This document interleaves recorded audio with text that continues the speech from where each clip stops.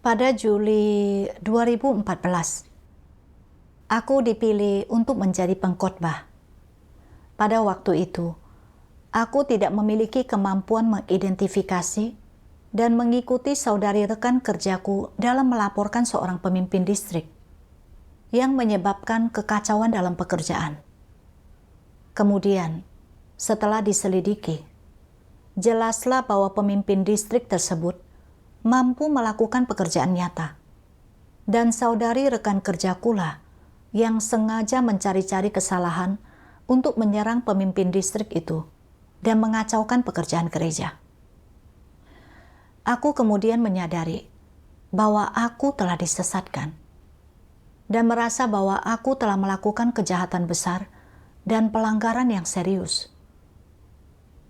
Meskipun gereja masih memberiku kesempatan untuk bertobat, aku takut aku akan melakukan lebih banyak pelanggaran dan disingkirkan. Ketakutan ini menyebabkanku hidup dalam keadaan waspada, tak mampu mengubah keadaan tersebut. Akibatnya, aku diberhentikan karena kurang efektif dalam tugasku. Pada waktu itu, aku merasa pemahamanku tentang kebenaran sangat dangkal, dan akan lebih baik jika kelak aku tidak melayani sebagai pemimpin atau pekerja. Karena jika aku melakukan pelanggaran berat dan diusir, kesempatanku untuk diselamatkan akan hilang. Kupikir akan sedikit lebih aman untuk melaksanakan tugas-tugas biasa. Karena menjadi pemimpin dan pekerja gereja, haruslah memikul tanggung jawab atas masalah apapun, dan keselamatanku tidak akan terancam. Aku tidak mencari kebenaran untuk mengatasi masalah ini pada saat itu. Pada Oktober 2023, aku dipilih untuk menjadi pemimpin distrik. Aku merasa agak cemas, berpikir, aku akan mengawasi pekerjaan beberapa gereja. Bagaimana jika terjadi kesalahan yang serius? Bagaimana aku dapat memikul tanggung jawab? Jika aku lebih banyak melakukan pelanggaran, bukankah itu akan menghancurkan harapanku untuk diselamatkan? Namun, hati nuraniku memberitahuku bahwa di masa kesengsaraan ketika banyak pemimpin dan pekerja ditangkap, sebagai anggota gereja, aku tidak boleh sedemikian egois dan menghindari tugasku hanya demi melindungi kepentinganku sendiri. Jadi, kuputuskan untuk bekerja sama untuk sementara waktu dan berharap seseorang yang lebih cocok akan terpilih nanti yang akan memungkinkanku untuk mundur dari peran ini. Segera setelah itu, saudari Liun yang bekerja denganku dikhianati oleh seorang Yudas dan tidak bisa lagi muncul untuk melaksanakan tugasnya. Jadi banyak tugas yang harus kutangani sendiri. Aku khawatir tidak melakukan pekerjaanku dengan baik, dan itu akan merugikan pekerjaan gereja yang mengakibatkanku melakukan pelanggaran. Pada waktu itu, ada surat laporan yang perlu ditangani, tetapi aku takut melakukan kesalahan dan harus bertanggung jawab karenanya. Takut itu akan memengaruhi prospek dan tempat tujuanku. Jadi kukatakan pada Liun bahwa aku tidak tahu cara menanganinya dan memintanya untuk menulis surat untuk menanganinya. Meskipun dia mendorongku untuk berlatih menangani sendiri tugas semacam itu, aku tetap tidak berani melakukannya dan menyerahkan tugas itu kepadanya. Selama kerjasamaku selanjutnya dengan Liun, aku hanya melakukan tugas-tugas yang kurasa aku yakin mengenainya. Tetapi untuk pekerjaan yang lebih penting dan menantang, aku mengalihkannya kepadanya. Hal ini membuatnya merasa sangat tertekan, dan pekerjaannya tidak membuahkan hasil yang baik. Pada November 2023, gereja perlu memilih 2 pemimpin baru, dan aku diminta untuk menyelenggarakan pemilihan tersebut. Kupikir, memilih dan memakai orang berkaitan dengan kemampuan untuk mengidentifikasi mereka. Bagaimana jika aku tidak mampu mengetahui diri mereka yang sebenarnya dan memilih orang yang salah? Sebelumnya, ketika aku menjadi pengkhotbah, aku pernah memilih pemimpin gereja yang salah, dan itu telah menunda jalan masuk kehidupan saudara-saudari. Aku telah melakukan satu pelanggaran, dan benar-benar khawatir aku akan memilih lagi orang yang salah. Kupikir, aku melaksanakan tugasku untuk mempersiapkan perbuatan yang baik. Aku tidak mau berakhir dengan memiliki catatan yang dipenuhi dengan pelanggaran. Hanya memikirkan semua ini membuatku sangat tertekan dan aku tidak bisa tidur di malam hari. Kupikir, mungkin aku bisa meminta Liyun untuk menyamar dan menjadi penyelenggara pemilihan. Dengan begitu, jika terjadi kesalahan, itu akan menjadi tanggung jawabnya dan bukan tanggung jawabku. Namun, aku tahu bahwa keselamatan Liyun sedang terancam. Jika dia muncul, itu bisa menyebabkannya tertangkap, yang akibatnya akan jauh lebih buruk. Aku sadar bahwa aku tidak boleh melakukan hal itu. Jadi aku sendiri yang harus menyelenggarakan pemilihan itu. Kemudian, aku sadar bahwa keadaanku tidak benar dan mulai merenungkan diriku. Mengapa aku begitu takut memikul tanggung jawab? Aku berdoa kepada Tuhan, memohon kepadanya untuk mencerahkanku agar memahami masalahku. Setelah itu, aku menemukan firman Tuhan ini. Tuhan Yang Maha Kuasa berfirman, "Ada orang-orang yang takut bertanggung jawab saat melaksanakan tugas mereka. Jika gereja memberi mereka tugas, pertama-tama mereka akan mempertimbangkan apakah pekerjaan itu menuntut mereka untuk bertanggung jawab atau tidak, dan jika ya, mereka tidak akan menerima tugas itu. Syarat mereka untuk melaksanakan tugas adalah: pertama, tugas itu harus tugas yang santai. Kedua, tugas itu tidak menyibukkan atau melelahkan. Dan ketiga, apapun yang mereka lakukan, mereka tidak perlu bertanggung jawab. Hanya tugas semacam itulah yang mau mereka lakukan. Orang macam apakah ini? Bukankah ini orang yang licin dan licik? Mereka tidak mau memikul tanggung jawab sekecil apapun. Mereka bahkan takut daun yang jatuh dari pohon bisa mencelakakan mereka. Tugas apa yang mampu dilaksanakan oleh orang semacam ini? Apa gunanya mereka berada di rumah Tuhan? Pekerjaan rumah Tuhan ada kaitannya dengan pekerjaan melawan iblis dan penyebaran Injil Kerajaan. Tugas apa yang tidak memerlukan tanggung jawab? Apakah menurutmu menjadi seorang pemimpin memikul tanggung jawab? Bukankah tanggung jawab mereka lebih besar dan bukankah mereka harus lebih bertanggung jawab? Terlepas dari apakah engkau memberitakan Injil, bersaksi, membuat video, dan sebagainya. Pekerjaan apapun yang kau lakukan, selama itu berkaitan dengan prinsip kebenaran, itu mengandung tanggung jawab. Jika engkau melaksanakan tugasmu tanpa prinsip, itu akan memengaruhi pekerjaan rumah Tuhan, dan jika engkau takut bertanggung jawab, engkau tidak mampu melaksanakan tugas apapun. Apakah jenis orang yang takut memikul tanggung jawab dalam melaksanakan tugasnya adalah pengecut atau ada masalah dengan watak mereka? Engkau harus mampu membedakannya. Sebenarnya, ini bukan masalah sifat pengecut. Mengapa mereka begitu berani dalam hal menjadi kaya, atau ketika mereka melakukan sesuatu demi keuntungan mereka sendiri? mereka akan mengambil risiko apapun demi hal-hal ini. Namun, ketika mereka melakukan berbagai hal bagi gereja, bagi rumah Tuhan, mereka sama sekali tidak mengambil risiko. Orang-orang semacam itu egois dan hina, yang paling licik dari semuanya.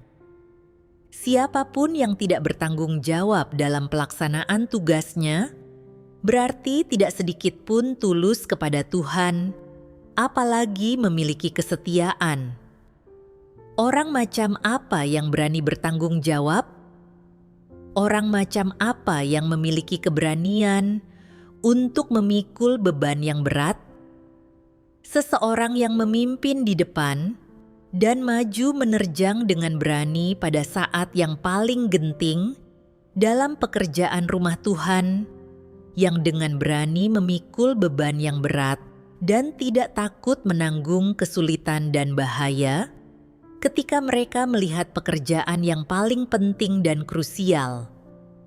Seperti itulah orang yang setia kepada Tuhan, prajurit Kristus yang baik. Apakah benar bahwa semua orang yang takut bertanggung jawab dalam tugas mereka merasa takut karena mereka tidak memahami kebenaran? Tidak. Itu adalah masalah dengan kemanusiaan mereka. Mereka tidak memiliki rasa keadilan atau rasa tanggung jawab. Mereka adalah orang-orang yang egois dan tercela. Mereka bukan orang-orang yang percaya kepada Tuhan yang tulus, dan mereka tidak menerima kebenaran sedikit pun. Karena alasan ini saja, mereka tidak dapat diselamatkan. Orang-orang yang percaya kepada Tuhan harus banyak membayar harga untuk memperoleh kebenaran, dan mereka akan menemui banyak rintangan ketika menerapkan kebenaran. Mereka harus meninggalkan sesuatu, meninggalkan keuntungan daging mereka, dan menanggung sedikit penderitaan. Hanya dengan cara demikian, mereka akan mampu menerapkan kebenaran. Jadi, dapatkah orang yang takut bertanggung jawab seperti ini menerapkan kebenaran? Mereka pasti tidak mampu menerapkan kebenaran, apalagi memperolehnya. Mereka takut menerapkan kebenaran, takut menimbulkan kerugian bagi kepentingan mereka. Mereka takut dipermalukan, difitnah dan dihakimi, dan mereka tidak berani menerapkan kebenaran. Akibatnya, mereka tidak mampu memperolehnya, dan seberapapun lamanya mereka percaya kepada Tuhan, mereka tidak dapat memperoleh keselamatannya. Ketika membaca firman Tuhan seperti egois, licik, dan itu adalah masalah dengan kemanusiaan mereka, aku merasa sangat tertekan dan sedih. Aku sadar bahwa aku memang memiliki sifat-sifat ini. Meskipun aku telah mengambil peran sebagai pemimpin, aku tidak benar-benar terbeban. Aku selalu khawatir tentang gagal melakukan sesuatu dengan baik dan memikul tanggung jawab. Takut jika aku melakukan pelanggaran, aku akan kehilangan kesempatanku untuk diselamatkan. Oleh karena itu, aku lebih suka melakukan tugas-tugas yang tidak ada kaitannya memikul tanggung jawab dan membebankan pekerjaan yang sulit kepada Liyun. Akulah yang terutama bertanggung jawab untuk menangani surat-surat laporan. Meskipun aku tidak terbiasa dengan prinsip-prinsipnya, aku mampu bekerja sama dalam beberapa tugas dengan bimbingan dan bantuan Liyun.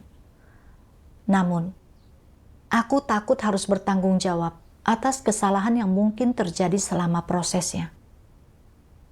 Jadi, aku telah menggunakan kurangnya pemahamanku sebagai alasan untuk menyerahkan pekerjaan kepada Liyun, terutama selama pemilihan gereja. Ketika Liyun tidak dapat menyelenggarakannya secara langsung karena risiko keamanan, aku takut memilih orang yang salah, melakukan pelanggaran, dan membahayakan prospekku sendiri. Jadi, aku ingin menyuruhnya untuk menyelenggarakan pemilihan tanpa mempertimbangkan keselamatannya dan pekerjaan gereja secara keseluruhan. Setiap kali ada hal-hal yang berkaitan dengan memikul tanggung jawab, aku akan melimpahkannya kepada orang lain. Takut jika aku menanganinya dengan buruk, itu akan membuatku melakukan pelanggaran yang dapat memengaruhi prospek dan tempat tujuanku. Aku tidak memiliki kesetiaan kepada Tuhan dan tidak bertanggung jawab terhadap tugasku. Betapa egois dan tercelanya diriku. Persis seperti yang Tuhan ungkapkan. Mereka tidak mau memikul tanggung jawab sekecil apapun. Mereka bahkan takut daun yang jatuh dari pohon bisa mencelakakan mereka. Tugas apa yang mampu dilaksanakan oleh orang semacam ini? Tepat sekali. Aku memang orang seperti itu. Siapapun yang setia kepada Tuhan dan memiliki kemanusiaan, ketika melihat bahwa pekerjaan gereja membutuhkan kerjasama dari orang-orang, akan berkewajiban untuk memikul tanggung jawab tersebut dan akan mencari prinsip-prinsip kebenaran untuk melaksanakan tugasnya. Namun, sebagai anggota rumah Tuhan, aku tidak mempertimbangkan maksud Tuhan dalam tugasku. Sebaliknya, aku terlebih dahulu mempertimbangkan betapa seriusnya tanggung jawab yang akan kupikul, dan aku menjadi terlalu berhati-hati dan bersikap waspada. Demi melindungi diriku sendiri, aku telah mengalihkan banyak tugas kepada Liyun. Aku benar-benar egois dan tercela. Jika aku tidak berbalik, aku tidak akan dapat melakukan tugas apapun dengan baik, dan akhirnya akan menjadi orang yang tidak berguna. Kukatakan pada diriku sendiri bahwa aku tidak boleh lagi melalaikan tugasku. Entah aku memahaminya atau tidak, aku harus terlebih dahulu menerimanya, mencari prinsip, dan melakukan yang terbaik untuk melaksanakannya. Pada akhir Desember 2023, gereja perlu memilih para pengawas yang bertanggung jawab atas pekerjaan penginjilan dan pekerjaan penyiraman. Aku kembali khawatir, berpikir, baik memberitakan Injil maupun menyirami jemaat baru adalah tugas-tugas gereja yang sangat penting. Aku tidak begitu mengenal para anggota gereja di sini. Bagaimana jika aku memilih orang yang tidak cocok dan menunda pekerjaan? Bagaimana aku bisa memikul tanggung jawab ini? Aku sadar bahwa aku kembali hidup dalam keadaan waspada dan salah paham. Jadi aku berdoa kepada Tuhan, memohon agar Dia menuntunku dalam memahami masalahku. Suatu pagi, aku membaca firman Tuhan ini.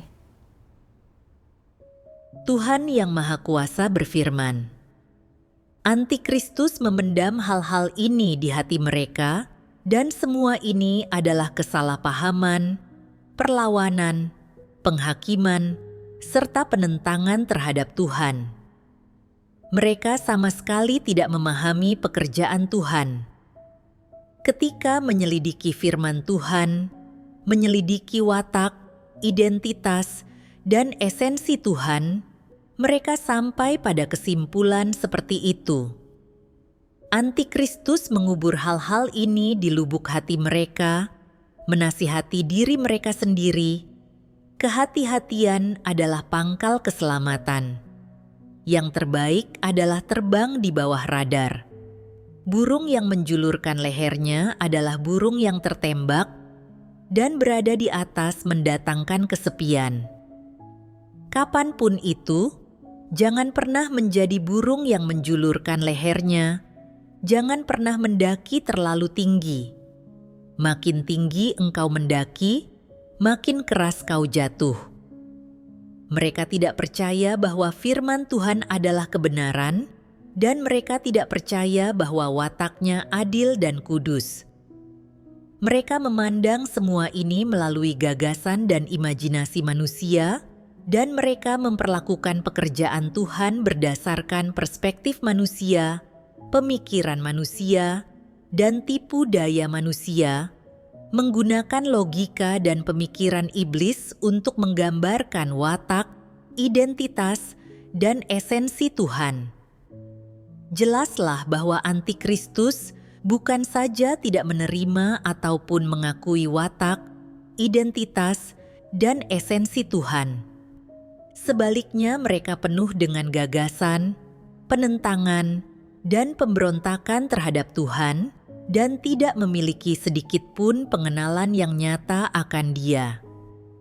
Definisi antikristus tentang pekerjaan Tuhan, watak Tuhan, dan kasih Tuhan patut dipertanyakan. Sangat diragukan, dan mereka penuh dengan skeptisisme, penyangkalan, dan fitnah terhadapnya. Lalu bagaimana tentang identitasnya? Watak Tuhan merepresentasikan identitasnya. Dengan anggapan yang mereka miliki tentang watak Tuhan, anggapan mereka tentang identitas Tuhan sudah jelas, benar-benar menyangkalnya. Seperti inilah esensi antikristus itu. Ada orang-orang yang tidak percaya bahwa rumah Tuhan memperlakukan orang dengan adil. Mereka tidak percaya bahwa Tuhanlah yang berkuasa di rumahnya, bahwa kebenaranlah berkuasa di sana. Mereka yakin bahwa tugas apapun yang orang laksanakan, jika muncul masalah dalam tugas itu, rumah Tuhan akan segera menangani orang itu, mencabut kelayakan mereka untuk melaksanakan tugas, mengusir mereka, atau bahkan mengeluarkan mereka dari gereja. Benarkah demikian? Tentu saja tidak. Rumah Tuhan memperlakukan setiap orang berdasarkan prinsip-prinsip kebenaran. Tuhan itu adil dalam memperlakukan setiap orang. Dia tidak hanya melihat bagaimana orang berperilaku dalam satu peristiwa saja. Dia melihat esensi natur orang itu, melihat niatnya dan sikapnya. Terutama, dia melihat apakah ketika orang melakukan kesalahan, mereka mampu merenungkan dirinya, apakah mereka menyesal, dan apakah mereka mampu mengetahui yang sebenarnya tentang esensi masalahnya berdasarkan firman-Nya, sehingga mereka memahami kebenaran, membenci dirinya sendiri, dan sungguh-sungguh bertobat. Jika orang tidak memiliki sikap yang benar dan sepenuhnya dicemari oleh niat pribadi, jika mereka dipenuhi dengan siasat licik, dan tidak memperlihatkan apapun selain watak yang rusak, dan jika ketika masalah muncul, mereka bahkan mengucapkan perkataan yang menyesatkan, berpura-pura, dan membenarkan dirinya sendiri, serta bersikeras menolak untuk mengakui kesalahan mereka, maka orang semacam itu tidak dapat diselamatkan. Mereka sama sekali tidak menerima kebenaran, dan mereka bukan orang yang tepat. Mereka telah tersingkap sepenuhnya. Mereka yang tidak mampu menerima kebenaran sedikit pun, pada esensinya adalah pengikut yang bukan orang percaya dan hanya bisa disingkirkan. Jika engkau selalu takut disingkirkan, selalu membenarkan dirimu, selalu menggunakan perkataan yang menyesatkan untuk membela diri, itu berarti masalah. Orang lain akan melihat bahwa engkau tidak sedikit pun menerima kebenaran dan bahwa engkau sama sekali tidak masuk akal. Ini berarti masalah dan gereja harus menanganimu. Engkau sama sekali tidak menerima kebenaran dalam pelaksanaan tugasmu dan selalu takut dirimu disingkapkan dan disingkirkan. Ketakutanmu ini dinodai oleh niat manusia. Di dalam ketakutan ini, terdapat watak rusak iblis, serta kecurigaan, sikap waspada, dan kesalahpahaman. Orang tidak boleh memiliki satu pun dari sikap-sikap ini. Dari firman Tuhan, aku memahami bahwa antikristus tidak percaya pada keadilan Tuhan atau pada fakta bahwa rumah Tuhan diperintah oleh kebenaran. Mereka percaya bahwa makin besar tanggung jawab yang mereka pikul, makin banyak pelanggaran yang akan mereka lakukan, dan makin tidak ada harapan bagi mereka untuk diselamatkan.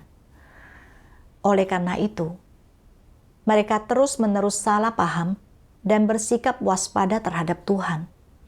Tidak pernah melakukan yang terbaik dalam tugas mereka. Mereka melindungi diri mereka sendiri dengan menggunakan falsafah cara berinteraksi dengan orang lain, dan sangat egois serta licik. Aku sadar bahwa aku juga memiliki watak antikristus.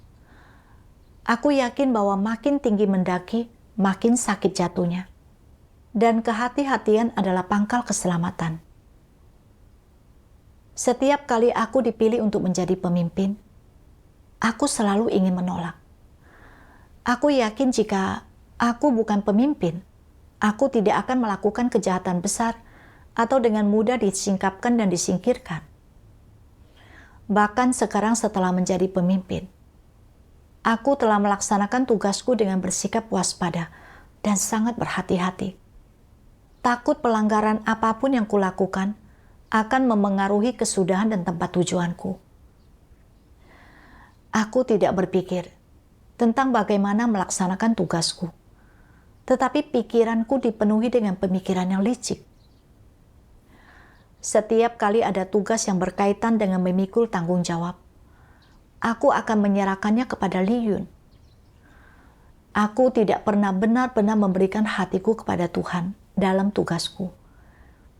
Di dalam hatiku, yang kuciptakan jurang yang dalam antara Tuhan dan diriku, dan terus-menerus bersikap waspada terhadapnya.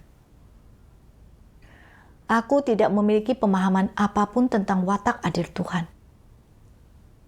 Sebenarnya, Tuhan memperlakukan setiap orang dengan adil. Rumah Tuhan menangani setiap orang berdasarkan prinsip. Tak seorang pun diberhentikan atau disingkirkan karena pelanggaran sesaat. Tuhan melihat esensi orang, niat di balik tindakan mereka, dan sikap mereka terhadap kebenaran.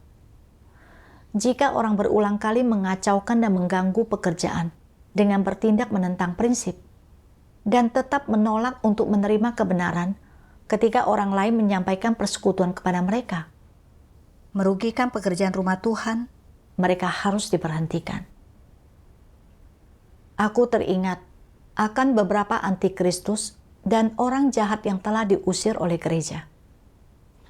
Ketika melaksanakan tugas, mereka selalu mengejar ketenaran, keuntungan, dan status, melanggar pengaturan kerja, dan melakukan segala sesuatu dengan cara mereka sendiri.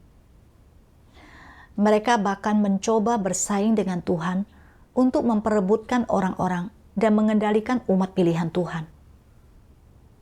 Setelah orang lain menyampaikan persekutuan dan menyingkapkan mereka, mereka tidak bertobat. Pada akhirnya, gereja telah mengusir mereka berdasarkan prinsip. Ini adalah keadilan Tuhan.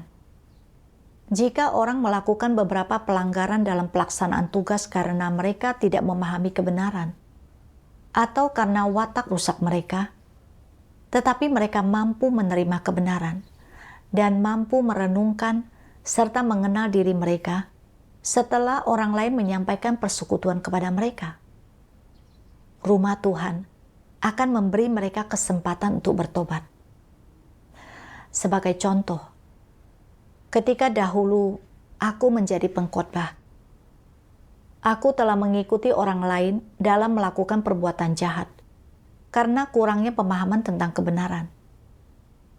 Melalui persekutuan dan bantuan saudari-saudari lainnya, aku menyadari kesalahanku. Setelah itu, Aku sangat menyesali tindakanku dan bersedia bertobat. Gereja tidak mengusirku dan bahkan membiarkanku terus melaksanakan tugasku, yang menunjukkan kepadaku bahwa rumah Tuhan dikuasai oleh kebenaran dan keadilan. Namun, aku telah keliru memandang Tuhan sebagai raja duniawi yang tidak adil dan tidak benar, dan yang mengutuk serta menghukum orang ketika mereka ketahuan melakukan sesuatu yang salah. Aku terus-menerus berspekulasi tentang Tuhan dan bersikap waspada terhadapnya, yang berarti aku sedang menghujat Tuhan.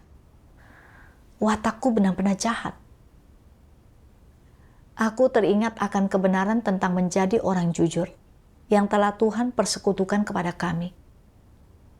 Jadi, aku mencari firman Tuhan yang relevan untuk dibaca. Tuhan Yang Maha Kuasa berfirman, "Aku sangat menghargai orang-orang yang tidak menaruh curiga terhadap orang lain, dan aku juga sangat menyukai mereka yang siap menerima kebenaran. Terhadap kedua jenis manusia ini, aku menunjukkan perhatian yang besar, karena di mataku, mereka adalah orang-orang yang jujur. Jika engkau orang yang sangat licik, engkau akan selalu waspada dan curiga terhadap semua orang dan segala hal, dan dengan demikian, imanmu kepadaku akan dibangun di atas dasar kecurigaan. Aku tidak pernah bisa mengakui iman seperti ini." Pelaksanaan tugas manusia sebenarnya adalah pencapaian dari semua yang melekat di dalam diri manusia, yaitu apa yang secara bawaan dapat dilakukan manusia. Saat itulah tugasnya terpenuhi. Mengenai kekurangan manusia dalam pelayanannya, hal-hal ini secara berangsur berkurang melalui pengalaman yang progresif dan proses penghakiman yang dijalaninya. Hal-hal ini tidak menghalangi atau memengaruhi tugas manusia. Mereka yang berhenti melayani atau menyerah dan mundur karena takut ada kekurangan dalam pelayanan mereka adalah orang yang paling pengecut di antara semuanya. Tidak ada hubungan antara tugas manusia dan apakah dia menerima berkat atau menderita kemalangan. Tugas adalah sesuatu yang harus dilaksanakan dengan baik oleh manusia. Itu adalah panggilan surgawinya, dan dia seharusnya melakukannya tanpa mencari imbalan jasa dan tanpa syarat atau tanpa berdalih. Hanya inilah yang dapat disebut melaksanakan tugas. Menerima berkat mengacu pada berkat yang orang nikmati ketika mereka disempurnakan setelah mengalami penghakiman. Menderita kemalangan mengacu pada hukuman yang orang terima ketika watak mereka tidak berubah setelah mereka menjalani hajaran dan penghakiman, yaitu ketika mereka tidak menjadi disempurnakan. Namun, entah mereka menerima berkat atau menderita kemalangan, makhluk ciptaan haruslah melaksanakan tugas mereka, melakukan apa yang seharusnya dilakukan, dan melakukan apa yang mampu dilakukannya. Inilah yang setidaknya harus dilakukan seseorang yang mengejar Tuhan. Engkau tidak seharusnya melaksanakan tugasmu demi menerima berkat, dan engkau tidak seharusnya menolak untuk melaksanakan tugas karena takut mengalami kemalangan. Kuberitahukan satu hal kepadamu. Pelaksanaan tugas manusia adalah apa yang seharusnya dia lakukan, dan jika dia tidak melaksanakan tugasnya, maka ini adalah pemberontakannya. Firman Tuhan ini memenuhiku dengan pemikiran yang mendalam. Ya, Tuhan berulang kali mengatakan bahwa Dia menyukai orang jujur yang mampu menerima kebenaran dan membenci orang yang licik. Tuhan menjadikan Nuh sebagai teladan untuk kita tiru. Ketika Tuhan memerintahkan Nuh untuk membangun bahtera, dia tentu menghadapi kesulitan pada saat itu, karena dia belum pernah membangun bahtera sebelumnya. Namun, dia tidak terkekang oleh berbagai tantangan ini. Dan dia juga tidak khawatir akan hukuman yang mungkin akan diterimanya jika dia tidak melakukan pekerjaannya dengan baik. Dia hanya menerima amanat dari Tuhan. Benar-benar pergi dan mencari bahan-bahan, dan berdoa kepada Tuhan setiap kali dia menghadapi kesulitan. Jika ada bagian yang dikerjakan dengan tidak benar, dia akan merobohkannya dan membangunnya kembali. Dia membangun bahtera itu persis seperti yang Tuhan perintahkan. Karena imannya yang sejati dan ketundukannya kepada Tuhan, dia akhirnya menerima berkat Tuhan. Saat merenungkan diriku sendiri, aku menyadari bahwa aku sangat licik. Saat melaksanakan tugasku, aku selalu takut memikul tanggung jawab, khawatir melakukan pelanggaran, dan kehilangan harapanku untuk diselamatkan. Aku tidak memiliki sikap yang jujur. Sebenarnya jika dipikir-pikir, dengan watakku yang rusak dan kurangnya pemahaman akan kebenaran, penyimpangan dalam tugasku tidak dapat dihindari. Aku harus belajar memperlakukan hal ini dengan benar, menganalisis di mana aku telah melakukan kesalahan, merenungkan diriku sendiri, dan memahami watak rusakku. Jika melakukan hal ini, aku akan terus membuat kemajuan, dan aku juga akan lebih baik dalam tugasku. Ketika menghadapi hal-hal dalam tugasku yang tidak dapat kupahami dengan jelas, aku harus lebih banyak berdoa dan mencari, berdiskusi dengan saudari rekan kerjaku, atau bertanya kepada para pemimpin di atasku. Aku tidak boleh melaksanakan tugasku dengan asal-asalan, atau melalaikan dan menghindarinya karena takut memikul tanggung jawab. Misalnya, dalam memilih dan memakai orang.